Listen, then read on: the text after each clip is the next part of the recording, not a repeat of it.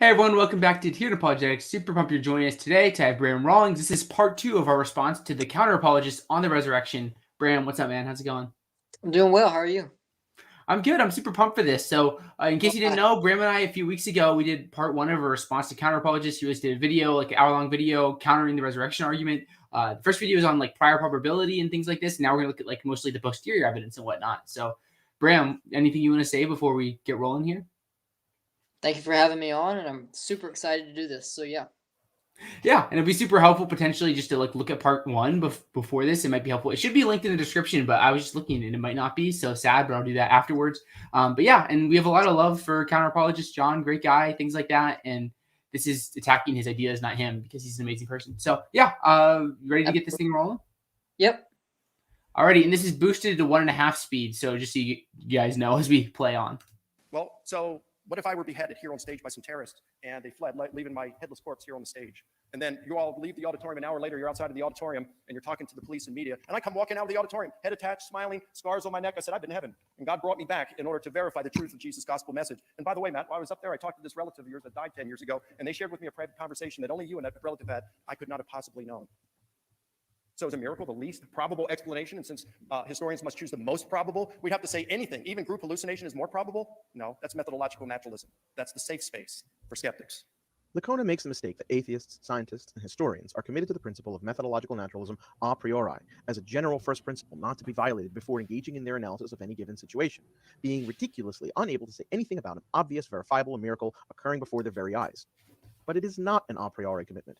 It is in part justified by the past failure of the supernatural to demonstrate itself, let alone to do so in consistent ways that would add evidential weight to the teachings of any specific religion. A good skeptic, scientist, or historian would be open to theistic explanations if the evidence was there, but it's not. In fact, we have a long history of supposed miraculous perpetual miracles that are then debunked, leaving us only with the non-verifiable kind. Lacona's second mistake is to use the example of an empirically verifiable miracle that would disprove methodological naturalism as an example of why it's untenable, as if we wouldn't abandon the principle when an event occurs that disproves the rationale we have for believing it in the first place. In fact, this kind of miracle is exactly the kind of evidence that many atheists and skeptics have said would convince us that a God exists, to the point where it is a serious argument against the existence of God, the problem of divine hiddenness. What is striking is that the apologetic answer to hiddenness objections, specifically versions of the argument about a God doing empirically verifiable miracles, is at complete odds with Lacona's thought experiment, but also with the history of miracles depicted in the Bible. Okay, before we get into biblical stuff, anything you want to say here, Bram? Not really, honestly. Yeah, no, I mean, I think for the sake, like, we covered a lot of the prior probability stuff in part 1, so we're not going to, like, rehash all that to add links to the stream. So, like, I mean, for me, like, I don't really care about methodological naturalism. It's just about, like, what is the prior probability, like, when we're considering, like, the context of the resurrection argument. And if, like, Bram and I are right, it's not super low in part 1. So, yeah. Yeah, and I would just say, as long as the historian or scientist or whatever is not committed a priori to methodological naturalism and is open to the posterior evidence being able to swamp any low prior probability, then that's fine. Yeah, I totally agree with you, Bram. So, you keep on going. If I can pull it up one day. Often, apologists will cite how God doesn't use obvious miracles because he doesn't want to force non-believers into a relationship with himself, even though such miracles occurred in biblical times and places.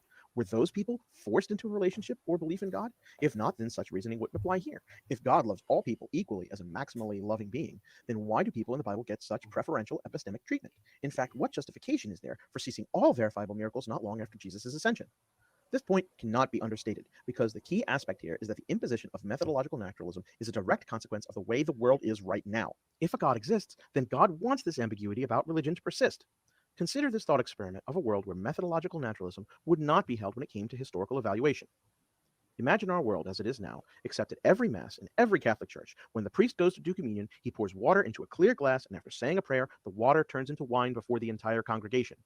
Imagine that this could be studied under controlled conditions. Scientists could verify the water pre-prayer. They could inspect the priests. They could control their garments. They could inspect the wine afterwards. The wine could even be the same type and molecular composition every time, regardless of the type of water put into the cup ahead of time. Far from being mundane, this would be the highlight of every service, especially since no other religions could replicate this kind of empirically verifiable, physically impossible miracle. One wonders if there would even be other religions if this world was real. In such a world, with this kind of background knowledge informing our beliefs, we would be able to interpret historical Christian miracle claims in a way not available to miracle claims made by competing, contradictory religions. We would have a solid basis for concluding that the Christian miracle claims were true and reason to doubt the others as false. We wouldn't even have other denominations of Christianity if only Catholic priests could do this miracle. Imagine how many more people would be Christians in this hypothetical world. Some apologists try to say that even in light of such evidence, many would not convert, instead believing like the demons do. In fact, to avoid issues with this argument from divine hiddenness, they might say that none who do not believe already would become Christians in light of this new evidence. But this doesn't pass the smell test. Ask yourself if you would believe in this scenario. If you already believe now, would your faith be stronger or weaker? I, for one, know with certainty that if such evidence were available, I would convert. Issues with the problem of evil and hell would be overcome by the evidence that the Christian God exists. The theodicies I find unconvincing now would suddenly be more plausible, and I would have to radically reconsider my notion of what the good is. So it cannot be true that no one would convert who does not believe now, because I would. But this is not our world. And even if a God existed, it wants this kind of ambiguity, and it wants a world that is indistinguishable from a world where a God either does not exist or is deistic and doesn't interfere with the universe it created. Okay, lots of great stuff here on the Bible and miracles. Where do you want to take this from? Well, so he brings up the problem of divine hiddenness, right? And this is a problem that has been discussed for many years. I would say that he has a hidden assumption here, which I don't think is tenable. And the assumption seems to be that if the Christian God presented more evidence than we have now, then people would convert, okay? But it's not all that clear what he means by convert. Does the Christian God just want intellectual assent? Does he want more people to agree with the proposition that, let's say, Jesus rose from the dead, or the mere proposition that Jesus is Lord? On the Christian worldview, certainly not, right? And so it might very well be the case, and I think it's probably, I was about to say probably definitely the case, but that's a mess of language. I think it's definitely the case that if more clear evidence were presented by the Christian God, then more people would agree with Christianity intellectually. It doesn't follow that more people would repent of their sins and turn to faith in Jesus Christ, which is what the Christian God wants on Christian theism, right? So I think he confuses those two things or conflates them.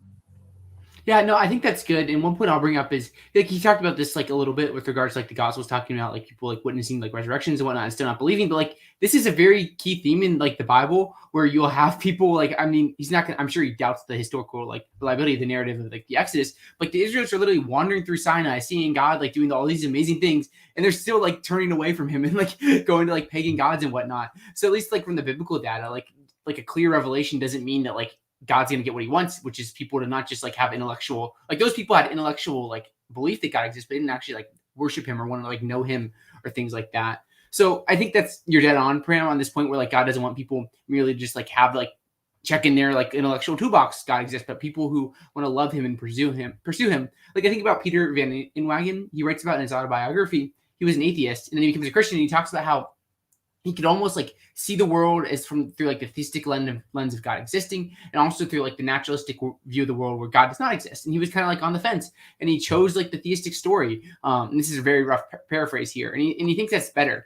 There's a great quote from him in his book on the magnitude, duration, and distribution of evil, a theodicy, where he talks about if God did what is proposed, meaning that like some sort of like clear, obvious demonstration, like the Counter Apologist brings up here, we should all be satisfied with our existence, or at least closer to being satisfied than most of us are now. And if we are satisfied with our existence, why should we even consider turning to God and asking for his help? An essential and important component of God's plan is the atonement. And we could add that to similar things like having a deep relationship or repentance, things like this. Like God's goodness allows for these deeper and greater goods. So, yeah, exactly. And I would also say that when this dovetails with your point, that on Christian theism, a lot of divine hiddenness can be explained as God wanting us to seek him.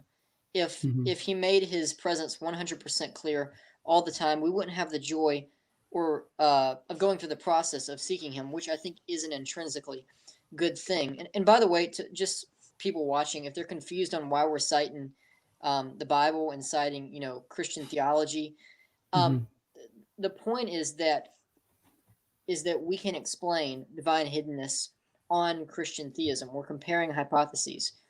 In order for divine hiddenness to be, good evidence for the naturalistic worldview, or just an atheistic worldview, let's say, it has to be far better explained on the atheistic worldview than on Christian theism. And we're just saying that on Christian theism, we have good reasons to think that God would not make himself 100% clear. Yeah, it seems like almost like this would be just like this idea of like our response to like the problem of divine hiddenness would almost just be like a part of the hypothesis of Christian theism. So yeah, anything else, Bram, before we get into this next bit? No, I think that's sufficient. Alrighty, let's do it. If an apologist says God wants the ambiguity, then they are conceding this argument about evaluating historical miracle claims, including the resurrection, because God wants such claims to be ambiguous. In philosophical terms, my main point has been that our prior probability of any miracle occurring is extremely low. My second point has been that in most cases, even Christian believers will not believe in new miracle claims based only on testimonial evidence, because such evidence cannot overcome our incredibly strong prior probability that miracles don't occur. Apologists defending the resurrection argument typically make 2 points when they address this. The first and weakest response is that they will appeal to an argument for God's existence as proof that the supernatural causes are live options that should be considered.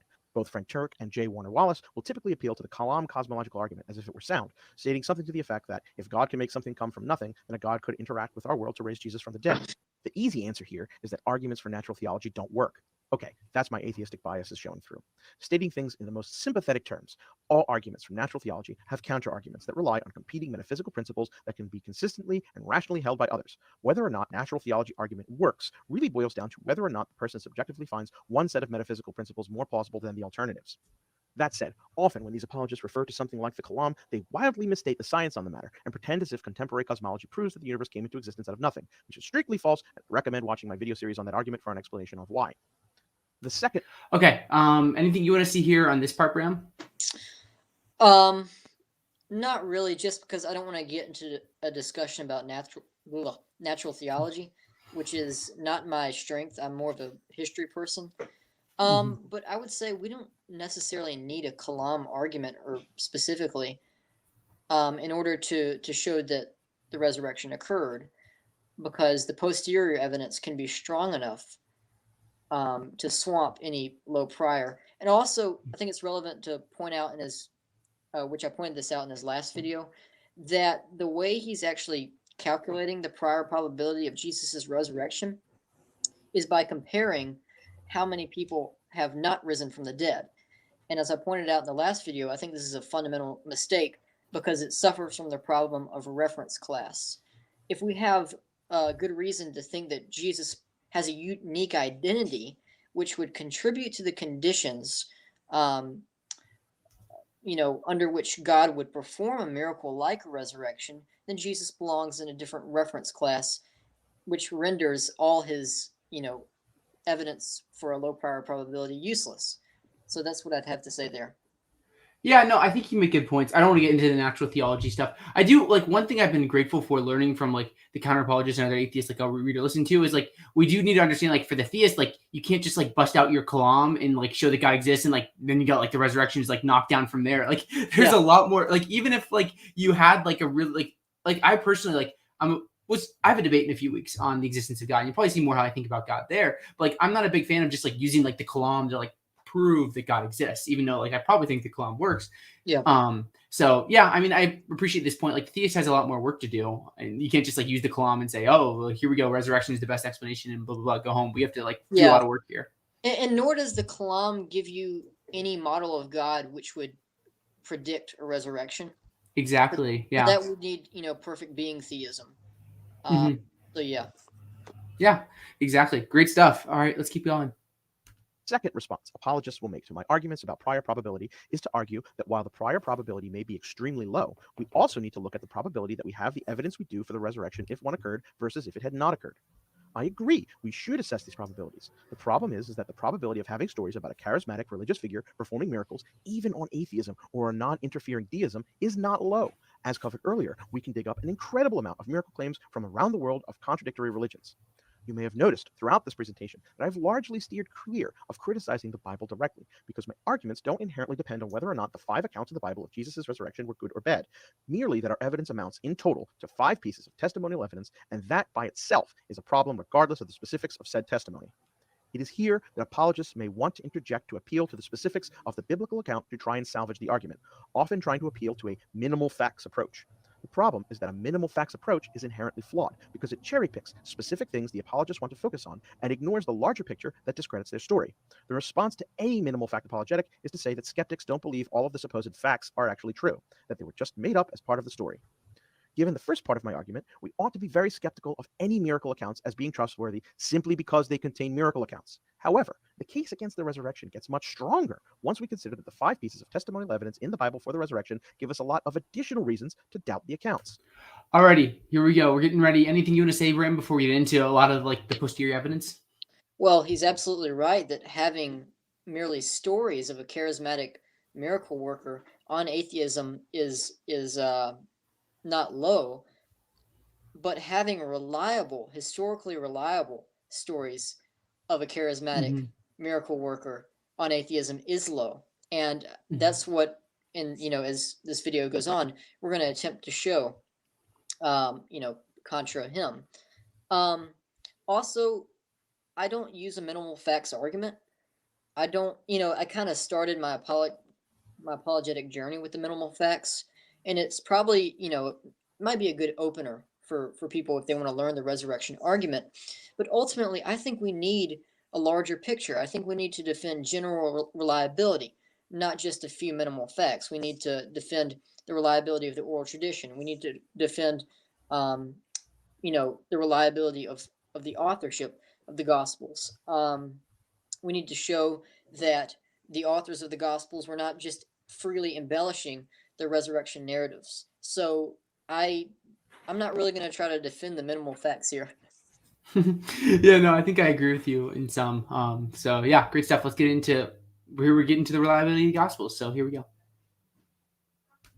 The first reason we should doubt the accounts in the Bible is that the tale grows in the telling. The earliest account of the resurrection does not occur in the first 4 Gospels in the New Testament. It is in 1 Corinthians 15, 3-8, where Paul relays what is believed to be an oral tradition. I quote, "For what I have received, I passed on to you as of first importance, that Christ died for our sins according to the Scriptures, that he was buried, that he was raised on the 3rd day according to the Scriptures, and that he appeared to Cephas, and then to the 12. After that, he appeared to more than 500 of the brothers and sisters at the same time, most of whom are still living, though some have fallen asleep. Then he appeared to James, then to all the apostles, and last of all, he appeared to me also, as to one abnormally born." Now, this is quite a far cry from the detailed accounts in the Gospels, but it covers the basics. What is interesting is that Paul mentions an appearance and puts himself on a par with the apostles, but we know from Acts that Paul only saw a vision of Jesus. From there, we move on to the 4 pseudonymous Gospels, each written decades after the supposed resurrection. The names of each Gospel were not attached till much later after their publication, and each is not written as a history, but more as an evangelistic tract. Each was written in Greek, which was certainly not the native language of the Aramaic-speaking apostles in 1st century Israel. The Gospel of Mark is the earliest Gospel. Even Christian scholars and historians agree it was the first to be written. It is written in a lower version of Greek, basically something that the common people would have spoke, not what the educated and privileged few would have. It does not technically include the actual resurrection of Jesus, or at least with the appearance of a resurrected Jesus, if we ended at its proper place. And what we are left with is just an empty tomb. Its stylistic theme is that of the messianic secret, where Jesus doesn't really reveal to the masses that he is the Messiah. The Gospels of Matthew and Luke were written next, largely copying word for word from Mark, and where they do deviate in the wording, it is largely to clean up the Greek into the more high-class version of the language.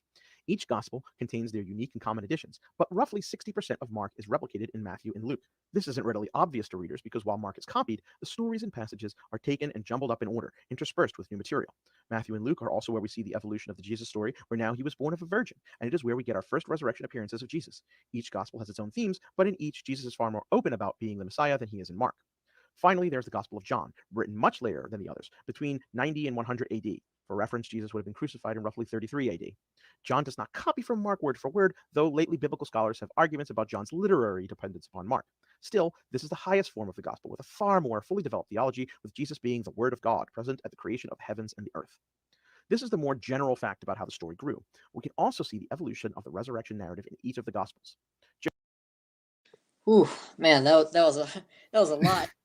There's so much there, and we probably won't address it all, but I'll give it to you, Yeah, Bram. so I think it's going to be a pretty lengthy response just because he was going rapid fire there. Okay, so with respect to 1 Corinthians 15 and the creed he cited, verses 3 through 8, I believe, it's kind of hard to know actually what he's saying. Is he saying that the resurrection, as passed on in this creedal formula, is he saying that is not physical, that it's not a physical resurrection? He says that it's a far cry from, the robust physicality of the appearances that we get in the Gospels. But I don't really see how this is good evidence for legendary development, because 1 Corinthians 15 is a very compact, very concise creed. It's a summary of the gospel traditions. Why should we expect there to be a lot of physical detail? And as well, the progression of he was buried and he was raised. Buried, thopto, for any Jew, meant buried in a tomb. Okay, it was physical. No Jew would interpret that creed, he was buried, he was raised, as a body still being left in the tomb. And N.T. Wright has a funny little quote about that in his book. I'm going to try to paraphrase it. He's like, this needs, the body that Paul is speaking of in 1 Corinthians 15, that is physical, needs no more clarification than the statement, I walked on the street yesterday on my 2 feet, right? You don't need that clarification on my 2 feet. This is just obvious to any first century Jew. Next, we go to the book of Acts. So Acts chapter 9, I believe Acts chapter 22 and Acts chapter 26. We get 3 different accounts of Paul's appearance. Yes, these are a vision. Is that evidence for legendary development? No, not if you believe that the ascension occurred as reported in Luke Acts, which I do. So this is not hard to explain on gospel reliability. Then he comes to the Gospels, and I think he makes a lot of mistakes here. He says that the Gospels aren't history, that they are written as a, quote, evangelistic tract. Yeah, the Gospel writers were trying to evangelize. That doesn't mean that they weren't also trying to write history. They were trying to evangelize with history, and if they were sacrificing their historical value in order to evangelize, we wouldn't see a lot of the embarrassing details that we do see. For example, women at the tomb, because women in first century Judaism, their testimony was not as highly valued as the testimony of a man. We certainly wouldn't hear Jesus say that he doesn't know the hour of his parousia, right? That would not be a later projection of a church that was so insistent on his deity, right? We could say a lot about that. What else? He says that the Gospels were written in Greek, but Aramaic was the lingua franca of the 12 disciples. It's definitely true that Aramaic was their first language, but there is a lot of evidence to show that they would have probably been bilingual, even trilingual, Aramaic, Greek, and Hebrew. And plus, I think personally that the evangelists used scribes to help them write in Greek, like Josephus did. Josephus wrote one of his writings. I can't remember which one, in Aramaic. That's what he seems to imply, and he probably had scribal editors help him clean up his Greek. Then we get to Matthew and Luke, and he says that we see this literary development. Now Jesus was born of a virgin, as if Mark denies that.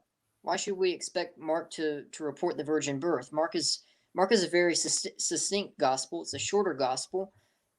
His goal is not to show that Jesus was born of a virgin, but that Jesus was the Messiah, the Son of God. And as Robert Gundry says, that Mark's Gospels is an apologetic for the cross. And furthermore, there was a I can't remember his name, so I'm scratch that. But there might be some echoes of the virgin birth in earlier tradition. For example, Paul in Galatians says that Jesus was born of a woman. That might be an odd thing to say unless Jesus was born of a virgin, right? Mm. Then he goes to the Gospel of John, and he says, well, John has, this far more explicit and far higher Christology, and I don't quite buy that. I think that the Synoptic Gospels are full of very high Christology. I think when you go to Mark 6 and you see Jesus walking on the water, and he says, a lot of our English texts render it "I am He." The Greek text says "ego me," some a phrase we find in John's Gospel, and you see Jesus controlling the wind and the wave, something that only Yahweh could do. There's a lot of Old Testament evidence for that. You see in Matthew, you see Jesus being presented as the divine Shekinah. I probably butchered that word, but it means the divine presence. So in Matthew, at the start of his gospel, he says that Emmanuel means God with us. And then at the last chapter of Matthew's gospel, chapter 28, Jesus says, I am with you always to the end of the age. I mean, that's a clear inclusio that implies strongly that Jesus is God. Or in Matthew 18, when Jesus says, where two or three gathered, there I am among them. There was a saying going around at the time that where two or three are gathered to study Torah, their God is among them. That's Jesus saying that he is the divine presence. So yeah, I don't quite buy that John has much of a higher Christology. And in fact, there's a lot in John that is might be interpreted as a low Christology. There's almost like a subordinationist theology in John, where Jesus only does what the Father tells him to do, not his own will, but the Father's will. So I don't mean subordination in that Jesus is less deity than God the Father. Not at all. I just mean that with respect to Jesus's role in John, he makes it very clear that the Father is the sender and he is the messenger. So. Yeah, there's a lot of great points you bring up, Bram, and I'll just kind of give some more general things to think about. Obviously, like he talks about like the idea that like the reason of like thinking like the Gospels are legends, and then like so I'll just kind of give some thoughts that we didn't really talk about, like some reasons to think that they aren't legends. So the one is like, well, like the eyewitnesses are still alive by the time of the writing of the Gospels. And we could grant that even like most are dead by John, but like when Mark and Matthew and Luke are being written, like this is in the time of the eyewitnesses, which is going to be some strike against legendary development. Richard Bauckham has really interesting work that's always talked about like the Gospels that like even if they are written by Greek speakers, like the names are consistent with like first century Palestine. So he talks about how like in AD 30 in Palestine, 15.6% of the men bore one of the two most popular names, Simon or Joseph. Well, compare that to the Gospel in Acts, it's similar with 18.2% of the names bearing these two names. So like even if we're going to grant this, like, yeah, these are these like far removed Greeks or something like that, like this seems wildly inconsistent with like this idea of these people being far removed, like adding on legends. They're going to get like the names of like first century Palestine, right? So it's a couple marks against that. And then the idea that like indirectly like responding to the idea that like the Gospels add to each other, like in the story over time. Like first, I have this worry of like, I don't even know if this is a problem, if true. Like each could be like historically reliable and just adding more information. So you have to kind of like, at first I don't know if that's an issue. Then the second point I'd love to talk about is just like the core of Christianity seen in the beginning in 1 Corinthians 15. And then in some areas there's less development in the Gospels. For example, like in Matthew, there's 4 miracles at the crucifixion. In Mark, there's 2. In Luke, there's 2. In John, there's 0. Which is not what you'd expect if John's just like totally just adding on whenever he can. And also John records the least amount of miracles and only Mary Magdalene at the tomb. So like there's just like these things where it seems like the Gospels aren't adding on to each other. So that's just kind of my just more general takes on this. Yeah, and I know I don't want to keep you too long, but I want to make 2 additional points. First of all, in the 1 Corinthians Creed, I think Martin Hengel has this great quote, and I'm going to paraphrase it again. I should have had it prepared with me. But he says, this creed would be enigmatic and extremely hard to interpret to any Jew or Gentile God-fearer in the first century. And they would certainly, when Paul recited this creed to them, they'd ask for further clarification. And how would Paul clarify this creed? Well, he would be talking about what we find in the Gospels. Second point is, and I'm surprised I skipped this over. He just said that the Gospels are formally anonymous. I say formally anonymous to differ from a strict kind of anonymity. All strict anonymity. My goodness, my brain's working faster than my mouth. All strict anonymity means is that the name does not appear in the text. Okay, and we can grant strict anonymity without granting, formal, in general anonymity, which means that we just don't know who the authors of the text are at all. And I think that that's a huge point and a huge assumption that he just brings to the table. And it is an assumption, it's just an assertion. And I think we have ample evidence and ample reasons to think that Matthew, Luke, Matthew's a bit harder. I'm going to grant that. But at least Mark, Luke, and John were written by the people they are traditionally attributed to. I'm working on an essay right now on Johannine authorship, defending traditional authorship of the fourth gospel by John, son of Zebedee, one of the 12. And, the internal evidence for that is great, as B.F. Westcott pointed out a long time ago, and his argument has been updated by people like Leon Morris. And the external evidence for that is even stronger. I think personally that Papias held the view that John wrote the fourth gospel, and Charles Hill has a great paper on that. But more explicitly, we have the testimony of Irenaeus in the late 2nd century, who we know was not many far removes at all from John, son of Zebedee. We have the Moratorian fragment. We have all these evidences. Papias tells us that Mark composed the Gospel of Mark based on the testimony of Peter. And we can also point out that it's probably very unlikely that the early church would invent or falsely attribute the Gospels of Mark and Luke to Mark and Luke unless they had a really good reason to. Why? Because Mark and Luke are not major authorities. They're not as well known in the early church like Peter, Thomas, etc. And that's why you have later Gospels that are forgeries. That's why they're called the Gospel of Thomas, the Gospel of Peter, etc. So I opened a huge can of worms there. That's a big discussion, but all I'm trying to show is that there's tons of reasons to reject the assumption that the Gospels are pseudonymous. Yeah, we just covered like 15 minutes just talking about this, and there's so much more that can be said. But for the sake of time and all the fun stuff that happens in life of homework that I'm sure we both share, we're going to keep on going. Joseph of Arimathea is a key figure for the argument, as he is the person who requests Jesus' body from Pilate to be buried in a tomb. This part of the narrative is key because apologists like to point to the empty tomb as a piece of evidence for the resurrection, even though the common practice for crucified prisoners was to leave them rotting on their crosses, to be eaten by wild animals, or to have what little remained thrown into a common grave. In order to get an empty tomb narrative, the gospel writers had to invent a way for Jesus to not suffer the traditional fate of those crucified. Enter the character of Joseph of Arimathea, who asks Pilate for his body and then buries it for some reason. Mark tells us that Joseph was a respected member of the very same council that Mark says all condemned him, meaning Jesus, as deserving death, for blasphemy. The story gets weirder because the character of Joseph of Arimathea evolves. In Matthew, he is a rich man from Arimathea who was also a disciple of Jesus, laying Jesus in what was supposed to be Joseph's own tomb.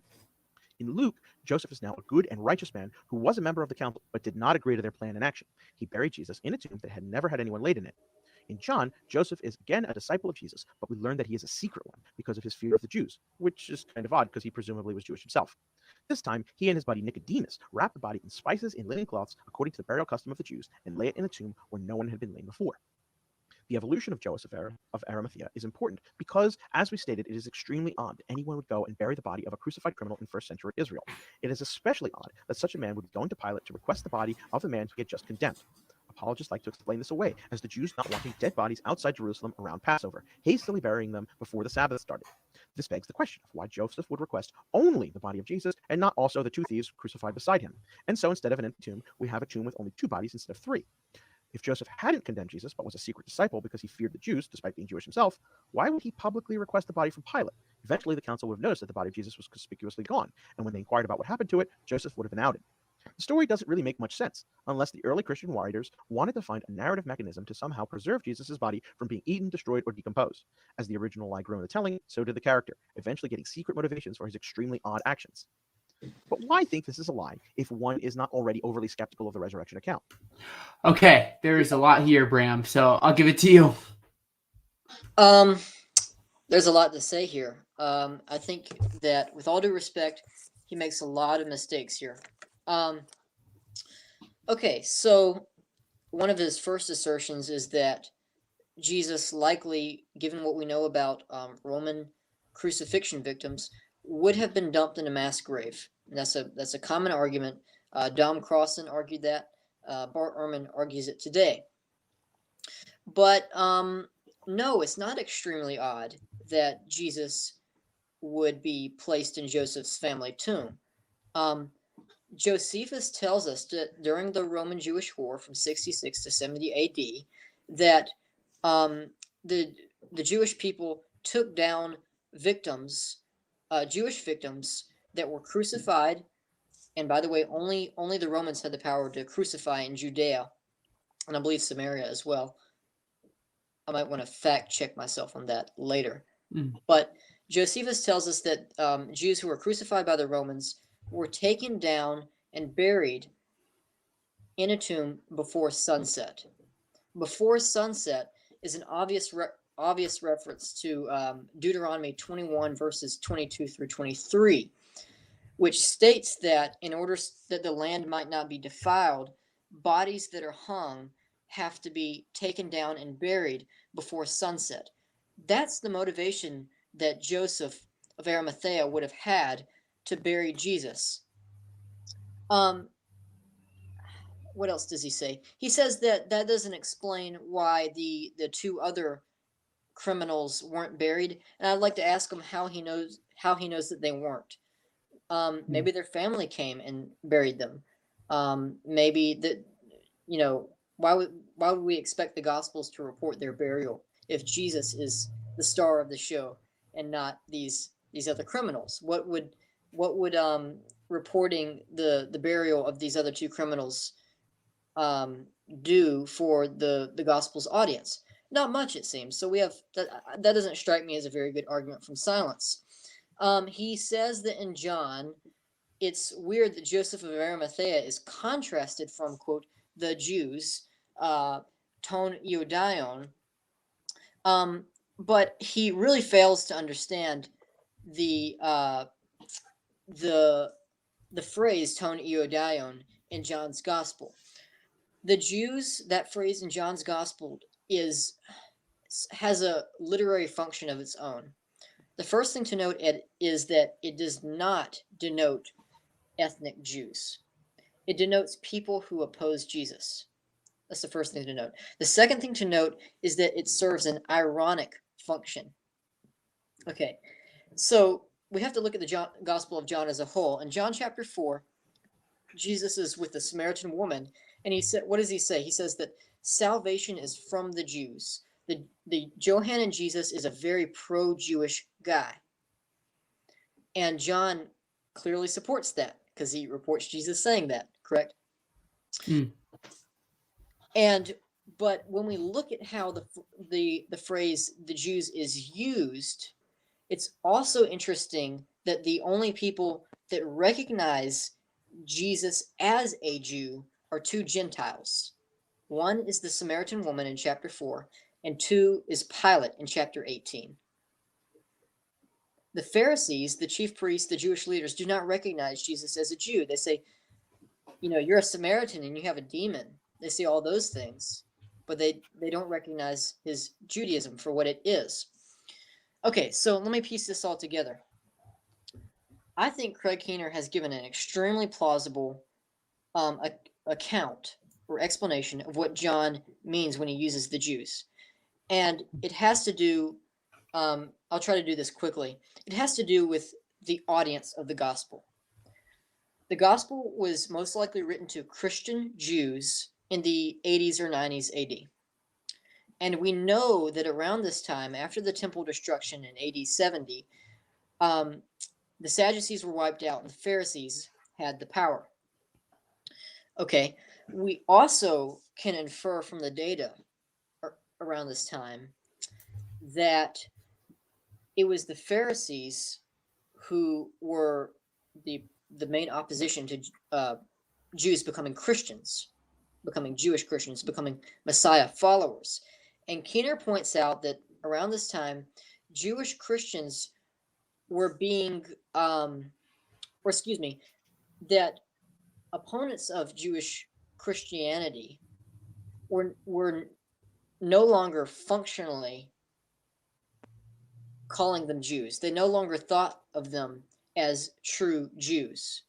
Okay, with that in mind, we can look at the Gospel of John and see, what is John doing?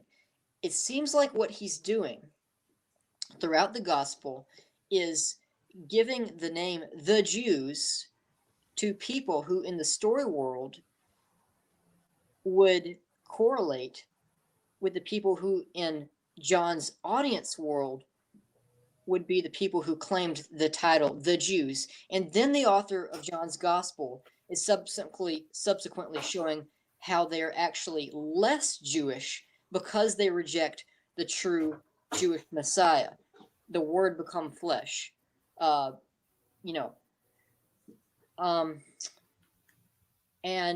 Craig Keener actually suggests that we should put quotation marks around the Jews in John's Gospel to get that point across. So to simplify that, it serves, one, the term does not denote all ethnic Jews, and two, it serves an ironic function. And thus, it's not surprising at all that Joseph of Arimathea, who's depicted as a secret disciple of Jesus in the Gospel of John, would be distinguished from, quote unquote, the Jews. So. That's super interesting. And I don't really have anything to add here because this is not my area especially. So yeah, great stuff, Bram. Let's keep on going here. Well, because we already know that false supernatural claims were added to the gospel narratives over time. The first false supernatural claim added to the Gospels is found in Mark. I alluded earlier that Mark ends without any actual appearances of the risen Jesus. That's not the vast majority of Bibles today, which does have an appearance. This is because our earliest manuscripts end abruptly, Mark 16:8. However, the later versions have verses 9 through 20, where Jesus not only appears, but makes demonstrably false supernatural claims about how to prove that Jesus is risen. And I quote, "And these signs will accompany those who believe. In my name they will cast out demons. They will speak in new tongues. They will pick up serpents with their hands. And if they drink any deadly poison, it will not hurt them. They will lay their hands on the sick and they will recover." Now, this is akin to my example of continual, empirically verifiable miracles being done by Catholic priests turning water into wine at every Mass. Imagine if we could dispense with the complex metaphysical arguments of apologetics and just prove Christianity with a trip to the zoo and some bleach. Obviously, Christians aren't performing these miracles, and such things were falsifiable even at the time the story was added to the Bible. So the authors literally added something everyone who cared could have shown was false. Okay, what do you want to say here, Bram, with regards to this passage in Mark? Yeah, Mark 16. I believe this verse is... Actually, I'm not going to quote the verses. 9 through 20, I believe. 9 through 20, okay. Scholars unanimously agree that this was a later addition to the text, but I'm really surprised he brought this up of an example of an embellishment, because this is obviously not an embellishment that comes from the authors of the Gospels. Mm-hmm. It should also be pointed out that this addition to the Markan text shows an influence by later Gospels, like the Gospel of Luke and so on. So that's just a fragmentary piece of evidence that is not really on par with what the Gospel authors are writing at all. And I really don't see the point of bringing it up, honestly. Yeah, I would say even with regards to the resurrection is definitely implied in Mark, like Mark 9:31, where Jesus says the Son of Man is going to be delivered in the hands of the men and they will kill him. Oh, yeah. When he is killed after 3 days, he will rise. The resurrection is definitely there. And I'm not saying that's necessarily what he's arguing, but the resurrection is definitely there in the Gospel of Mark. And then with regards to the little by the way, Mark 14:28 and Mark 16:7 as well. Those are two very clear texts. So yeah. Yeah. And like just with like little, we talked about like the miracles thing a little bit already with like why doesn't like just like the Catholic priest get to like do the miracle every time, and like there we go, Catholicism. True. It's just like we've talked about this, like God doesn't want just like mere intellectual converts. He wants people who like want to give their life and their soul to him. And Christian teaching never is or never was that like every time you ask for a miracle, it's gonna happen. Oh yeah. Like yeah. So well, then we have the problem, of course, of abusing God's grace, you know. Exactly. So yeah. Yeah, no, that's great stuff. We would start following him not for the sake of following him, but for the sake of watching him do cool stuff that we like. Yeah, no, that's a great point as well to consider when we're in this discussion. The second false supernatural claim is in Matthew. In Matthew 27, 52 to 53, we learn that on Jesus' death, many of the bodies of the saints were raised, and that at his resurrection, they came out of their tombs and appeared to many in the city. I quote, "The tombs were also opened, and many of the bodies of the saints had fallen asleep were raised. After his resurrection, they came out of the tombs and entered the holy city and appeared to many." The problem with this is that it and the associated claims of the temple, veil tearing, an eclipse, and an earthquake coinciding with Jesus' death don't appear anywhere else. Not in extra biblical sources like first century Roman Jewish historian Flavius Josephus, or even anywhere else in the Gospels. This is a problem because, as resurrection argument proponents say, we should consider the probability that we would have or lack this evidence based on whether or not it occurred. The fact that we don't have accounts from any sources of such an astounding event happening is evidence that Matthew simply added a false supernatural event to the resurrection narrative. We also have other reasons to think that Matthew has a habit of literally making things up in his gospel. This is because Matthew adds false prophecy fulfillment. Okay, I guess we're getting to the prophecy in a second. But Bram, what do you want to say here? Because obviously the saints rising from the graves is obviously like a big point in these discussions. I can't wait to get to the prophecy, by the way, because that's going to be fun. So yeah, a few things to say here. What he's making is an argument from silence. We don't find this reported in other texts, therefore it's and two, we'd expect to find this in other texts if it actually happened, and we don't, therefore it's improbable that it actually happened. Now, just addressing the argument from silence itself, that strikes me as a really weak argument. Why would we expect to find this reported in Josephus, of all people? Josephus was not reporting these kind of events. He was telling the history of the Jewish people for a more Hellenistic audience. He was reporting the events of the Jewish-Roman War in AD 66 through AD 70. Why would he mention this? Especially if, being a non-Christian Jew, he would have dismissed it as a fable. So that's one thing. But also, I should say, I think this event, this fairly cryptic and hard to interpret event, should be interpreted in light of prior evidence and of Matthew's reliability elsewhere. That's not something we have time to get into right now. But I don't think it's that much of a problem for the resurrection case if we look at the total evidence. Yeah, those are good points. I would say like Lacona talks about a potential answer to this worry, where he talks about when we say 9/11 is an earth-shaking event, what do we mean? Not like that the earth actually shakes. So that's just a potential option. Not saying I endorse it, but it's just kind of another thing you could think about here. And then so I think John the Counter Apologist, he would agree with us. If it was just this one issue, then he probably would say yeah, the Gospels are reliable. But he's going to try to point out with Matthew here in a second, and what he's talked about already with Mark.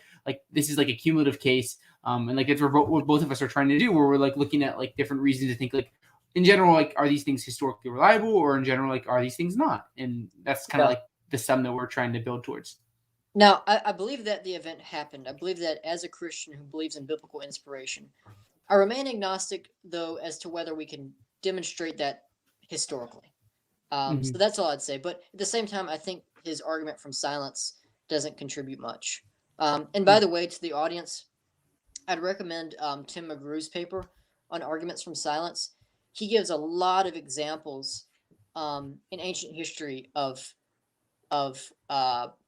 things that are hard to explain if we attribute as much strength to the argument from silence as is often attributed. So I'd highly recommend that paper.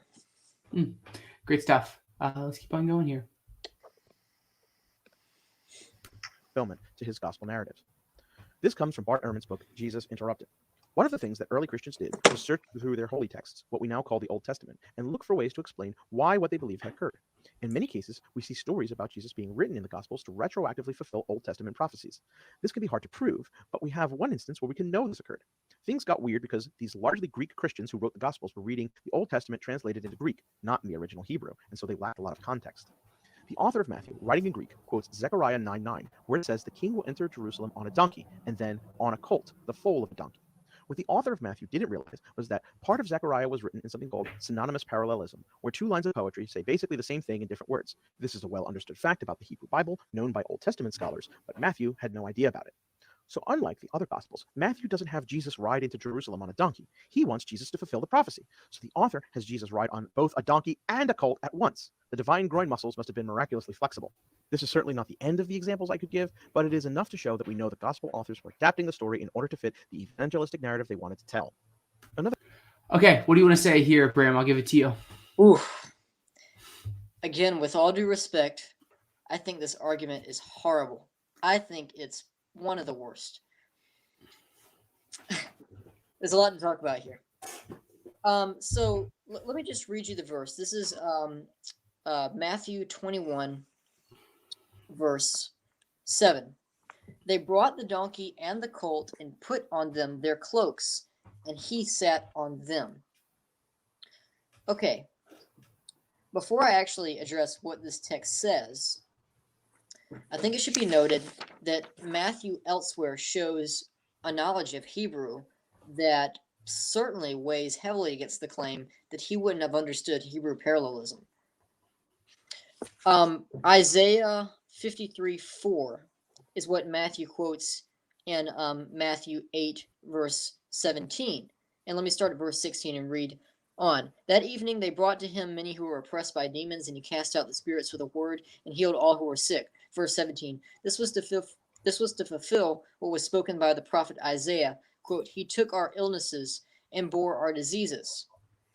Matthew quotes here from the Hebrew text, and he translates it quite literally. He doesn't quote from the Septuagint. He doesn't quote from the Aramaic Targum.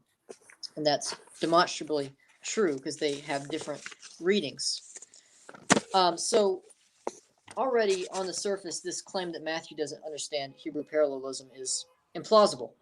But when we get to the text itself, again, let me read it. This is Matthew 21, verse 7. They brought the donkey and the colt and put on them their cloaks, and he sat on them. What does the them refer to? Grammatically, it can refer to the donkey and the colt, but it can also refer to the cloaks. Mm-hmm. Jesus sat on the cloaks, right? That's one thing. But then Ehrman might respond, this is Jesus interrupted, which John is quoting from. Ehrman might respond, well, then why were the cloaks put on both the donkey and the colt? And, well, there I have two sources to cite. One is from Craig Keener, who writes that colts that had not been ridden sometimes accompanied their mothers. And this is a quote from R.T. France, his commentary on Matthew. He says, garments served as improvised saddle clothes. Ooh. Again, my pen is working faster than my mouth. Garments serve as improvised saddle clothes placed on both animals, but there is no need to understand thereon, literally on top of them, where them could refer as well to the garments as to the donkeys, as meaning that Jesus rode on both animals in turn. The mother was brought to help to control the colt as Jesus rode on it, and both animals were therefore decked appropriately for the festive occasion. And this interpretation from Keener and France strikes me as extremely plausible, certainly more plausible than this absurd reading of Matthew as Jesus riding on both a donkey and a colt, when nothing in the text suggests that, the historical context doesn't suggest that, and neither does Matthew's knowledge of the Hebrew text suggest that elsewhere. Lots of great stuff there, Bram. I really appreciate that. I think the emphasizing the point, like the them, like just be like me, might be just the cloaks. Like that's an important thing to think about here. Like this is not a super clear cut. Like, yeah. So, anything else here you want to add before we get into this next bit? My source for that was Jonathan McLatchie's article, his response to Bart Ehrman, and Yeah, maybe when this live stream is done, I can post that in the comments. But it's a really good Yeah. and it brought to my attention Keener and France's response to Ehrman on this point. Yeah, that's super great. Another reason we should be skeptical of the Gospels is because of their suspiciously revised theology. One thing not often appreciated about the early Christian church was that it was not particularly big in first century Israel. While the first Christians were obviously Jewish, the religion really took off in other parts of the Roman Empire among the Gentiles, aka the non-Jews. This posed a problem because the early church still held to specifically Jewish laws that made getting converts particularly troublesome. Then, lo and behold, a revelation came down from God in order to revive the troubling bits of Jewish law that held back the new converts. We see this in Acts, where it's mentioned that Peter is given a vision from God that kosher laws no longer apply to Christians, thereby allowing new Gentile converts to continue happily with their old cuisines. However, this wasn't the end of the theological accommodation, and a bigger barrier was the male Gentile penis. Jews believed that newborn males must be circumcised. An oddity, in the Old Testament, Yahweh was described as particularly pleased when the foreskin was removed from Jewish penises. No king shame. The first Christians thought that new converts had to keep the Jewish law, which meant mohels were going to have to operate on some adults rather than Jewish babies. This obviously posed a problem, a yoke or burden as described in Acts. Paul was primarily the person bringing the religion to the Gentiles, and he had to have a theological council with Peter and James in Jerusalem. He pointed out exactly how hard this doctrine made it for him to win converts, and eventually, the book of Acts tells us that Paul prevails. Peter and James declare that Gentiles no longer have to keep all the old Jewish laws, merely abstain from food polluted by idols, sexual immorality, the meat of strangled animals, and from blood. Oddly, only one of those seems to have remained relevant these days, but more importantly, there is no basis why new Christians must follow this subset of the old Jewish laws, but not any of the others. The point is that revising theological doctrine to make life easier makes one more skeptical of the truth of the doctrines in the first place. It is easy for Christians to see this by giving them an example from a non-Christian religion. Okay, before we get into this example, what do you think here? Well, to put it shortly, his argument from Peter's vision, and that's reported in Acts 10 or Acts 11, I can't remember which, is not a good argument because it's no less explainable on the thesis of gospel reliability than it is on the thesis that the author of Acts was just making stuff up and revising theology, right? In order for data to be evidence for a particular hypothesis and evidence against another hypothesis which contradicts that hypothesis, let's call it hypothesis A and hypothesis B, that data has to be predicted by hypothesis A, but not predicted by hypothesis B. If it's predicted by hypothesis A and hypothesis B, then it's not evidence for or against either hypothesis. And I think that we actually have good reason to think that Luke is being accurate here, because Luke is accurate elsewhere in the book of Acts. Acts is very reliable, long story short. And let me just give you a few examples. Acts 11, there's a famine that sweeps over Judea in the 40s. Well, that's independently attested by Josephus' Antiquities, Book 9. In Acts 18, Luke reports how people come from Rome, where Claudius had expelled the Jewish people. That's independently attested by Suetonius, who tells us that Claudius expelled the Jews from Rome in AD 49 because of a disturbance by someone named Crestus. Most scholars think that that's Christ. An inscription at Delphi attests to Gallio being proconsul in Corinth in AD 51 or 52, or 51 or 50 to 51, depends on what date you take. But that matches well with what Luke says in Acts 18. And lastly, there's a lot more to cite, by the way. But lastly, there's a lot of incidental agreement, natural interlocking that doesn't look like fabrication between Acts 11 and Galatians 2, where Paul returns to Jerusalem. So yeah, I think we have abundant reason to think that Acts is very reliable and that Luke is not just making stuff up and revising theology.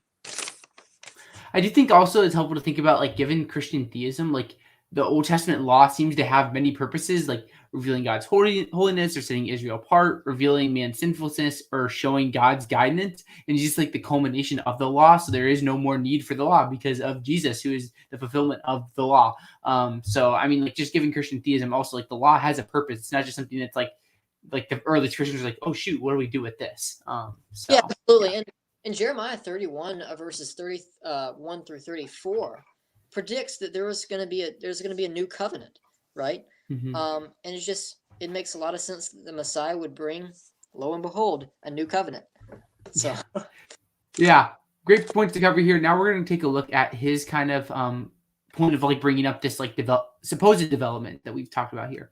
Yep. In 1978, the leader of the Mormon Church had a divine revelation. He rescinded the long-existing ban on black people or people with questionable heritage, aka having a black ancestor, serving the priesthood, roughly about the time when there was a large amount of Mormon converts in Brazil and a new Mormon temple was being built there. The temple would have been non-functional without the ban being rescinded, along with there being threats that the Mormon-affiliated Brigham Young University would lose its access to federal funds due to racist policies. Now, do any Christians really think that there was a timely divine revelation to the Mormons in the late 70s? Why should we think that there was an expedient revelation in the first century?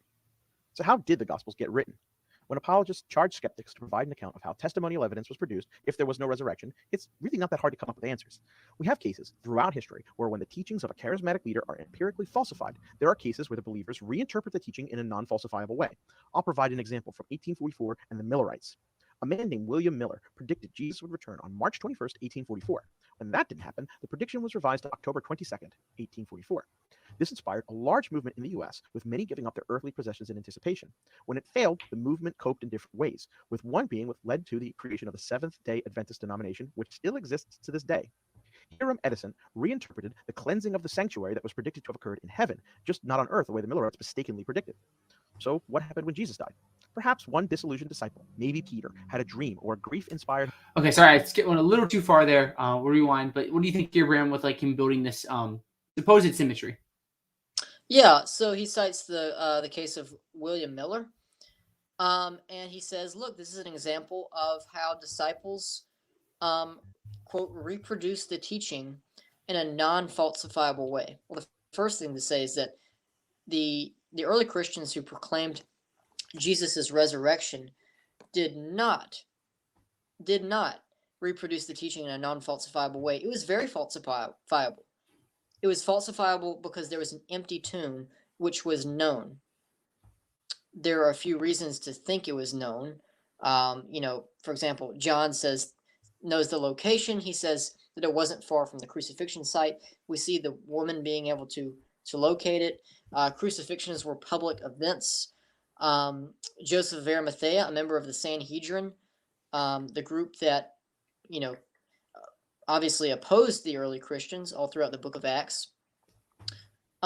Joseph knew the tomb location, obviously, and I'm not conceding that Joseph did not bury Jesus, because he did. And so it's likely that the Sanhedrin would know it. There are a bunch of other reasons as well, but the empty tomb made the resurrection falsifiable. If the opponents of Christianity checked out the tomb for themselves, and we have good reason to think they did, by the way, that's another story, and they found even a hint of a body remaining, even a shred or a bone or anything like that, the burden of proof would certainly be on the Christians, and that would falsify resurrection belief. But another thing is that the case of William Miller is disanalogous to the case of the early Christians having transformed belief because of the resurrection in many ways.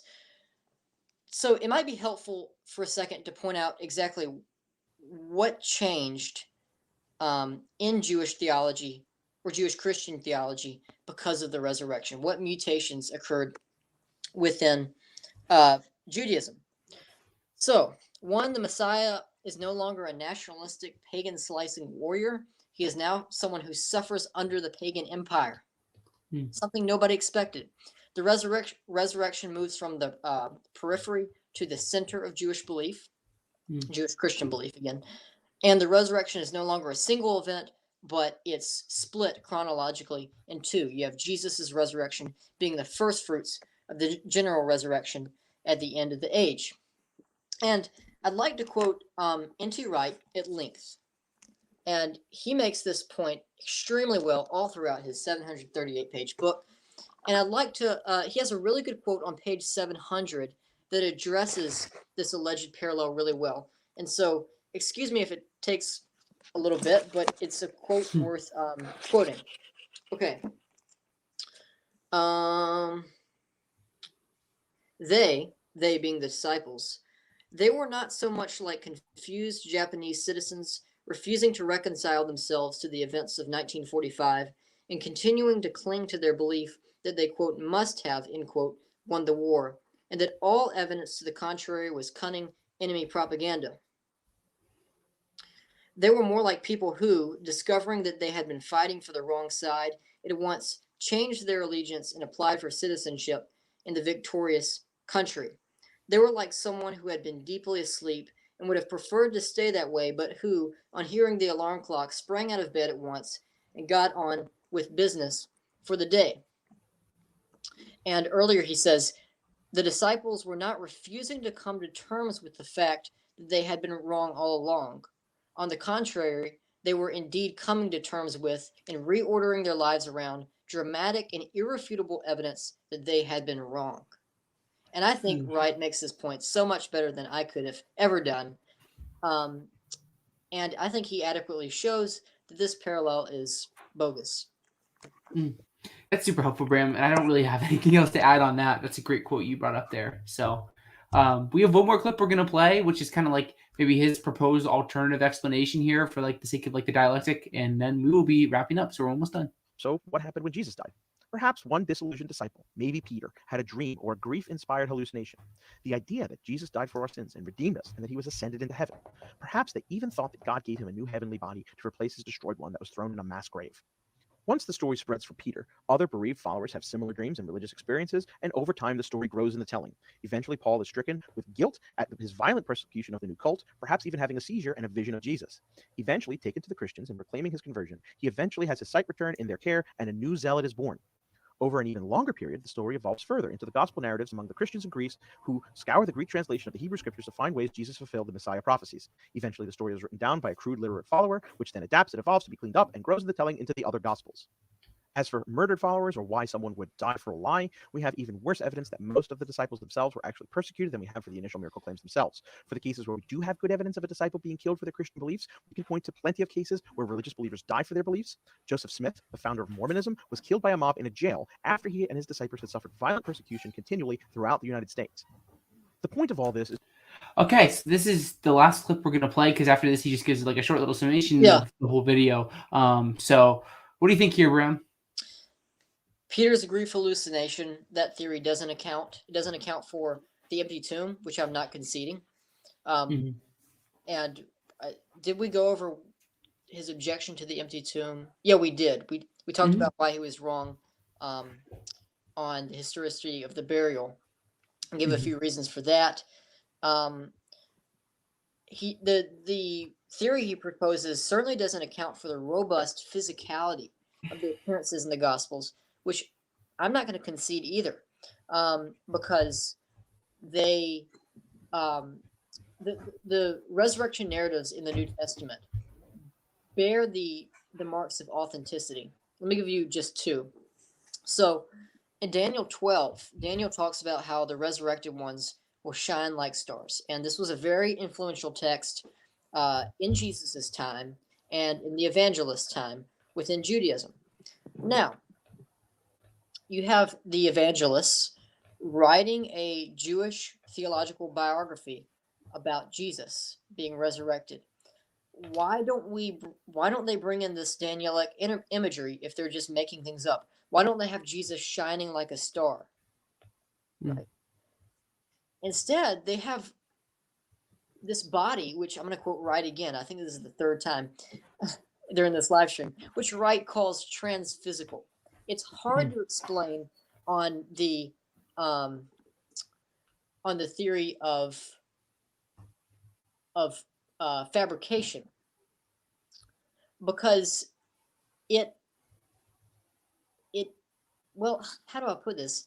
It makes the disciples kind of look like idiots. Like they don't understand what Jesus looks like. They doubt him. John, he's writing during a time when he had a great incentive to write against the Docetists who were claiming that Jesus was just a spirit.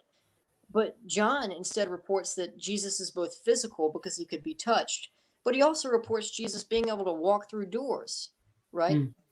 There's not a clear apologetic or anything like that. This kind of quote unquote transphysical body is not something a fabricator would just make out of thin air. So yeah, I'd say that the transphysical portrait of Jesus in the New Testament, as well as the lack of Danielic resurrection imagery, are two great signs of historical authenticity within the resurrection narratives. And I should also point out that Matthew knows the Daniel 12 text because he quotes it in Matthew 13. As for John's point about persecution, of course, persecution does not prove that the beliefs of the person being persecuted or martyred are true. All they show is that they were likely sincere when they espoused these beliefs, because people generally don't go to their deaths or don't suffer enormously for the beliefs they know are false.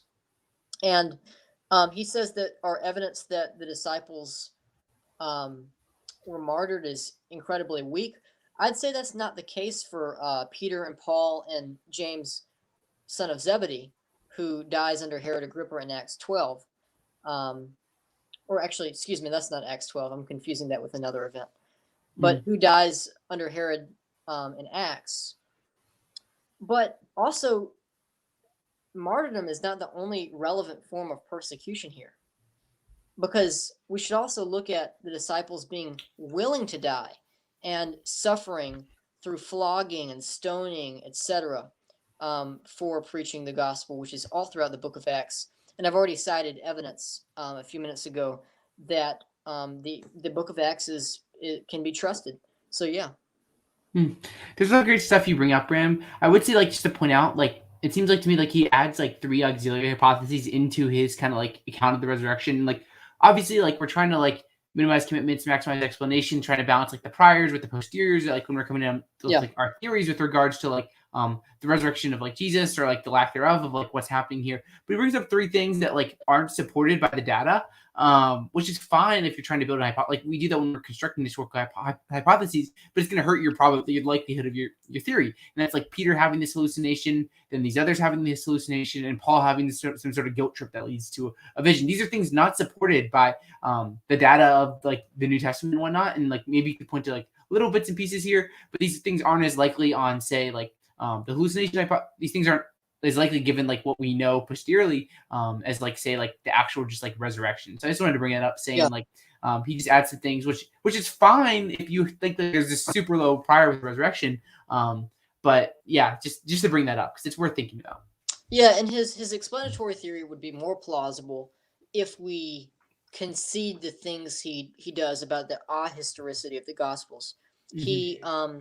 He thinks that they were not written by the people whom they're attributed to, and I don't concede that, as I talked about in this live stream. He thinks that they were just making things up, that these are not histories, that they're evangelistic tracts. I also think that's wrong. He thinks that the burial shows that the gospel authors were just adding on legend after legend, and the ending of Mark, the later ending of Mark as well, which I don't think happened. The legendary development, I mean. So yeah, I think we need a robust defense of general gospel reliability, and that makes it so much easier to counter these rival explanatory theories. So yeah.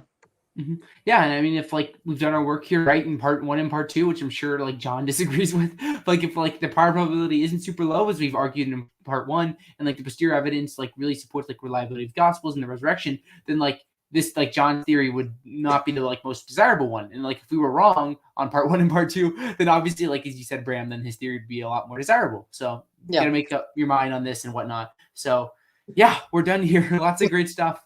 That was a dream. Thanks for yeah. me that long. No, it's fun, and luckily I don't think I was like sleep deprived at all. So that's always a win, because part 1 I was like struggling, but we made it through. Got it. Glad we both had that energy. Do you have any like last thoughts or things, Bram, you want to say before we wrap up here? No, except thank you for having me on, and I hope my thoughts were cogent. Again, a few times my brain was working way faster than my mouth, so I'm gonna have to look back at this video and see if I made any sense at all. But I hope I did. I pray I did, and I hope everybody watching this video seriously considers the argument for the reliability of the gospel and the reliability of the resurrection accounts. Yeah. No, I hope people found this edifying. Obviously, like I don't like Bram and I don't think we have some sort of like knockdown proof that like no reasonable person can deny, but like hopefully we made like a pretty strong case for the resurrection. And like even if you disagree with us, hopefully you found it like edifying and worth thinking about, because like hopefully like Christian atheist, Gnostic, whoever you are, like you're really just interested in truth. And I'm sure like John the Counter Apologist would agree, like we're here for truth. We're not just here to like pat ourselves on the back and get our points for our whatever. So yeah, thank you so much, Bram, for coming on. It's been a really great series. It's sad, and I'm sure we'll do stuff in the future. So yeah, thank you so much, Bram, for coming on. Do you have anything with like following you or whatnot you want to share before we wrap up here? Well, you can follow me on TikTok at just to show you how. Wait, isn't it Bram Rawlings 1? I haven't been on TikTok in a really long time, so I don't remember my account name, but it's like Bram Rawlings 81 or Bram Rawlings 1 or something. You can follow that if you want. Maybe I'll start posting again if my schoolwork lightens up. You can follow me on Instagram, but I don't have an apologetics Instagram. I have a guitar Instagram, and that's at Bram Rawlings. So yeah, I mean you can follow me on that, but only if you're really interested. Yeah, definitely. What and I'm sure you could do instead is give Zach a subscribe and a like and hit the notification bell. So I like that, Bram. You forgot the become a patron part, but we'll take it. So I appreciate that. So yeah. Yeah, but thank you so much, Bram, for tuning in. It's been so much fun. And to everyone listening, I hope you found this edifying. Subscribe, like, all that fun stuff. And if you enjoy our content, if you value it, consider becoming a patron or a YouTube member. But yeah, one last time, Bram, thank you so much. Really appreciate your time. And yeah, hope you have a good rest of your evening. Bye, everybody.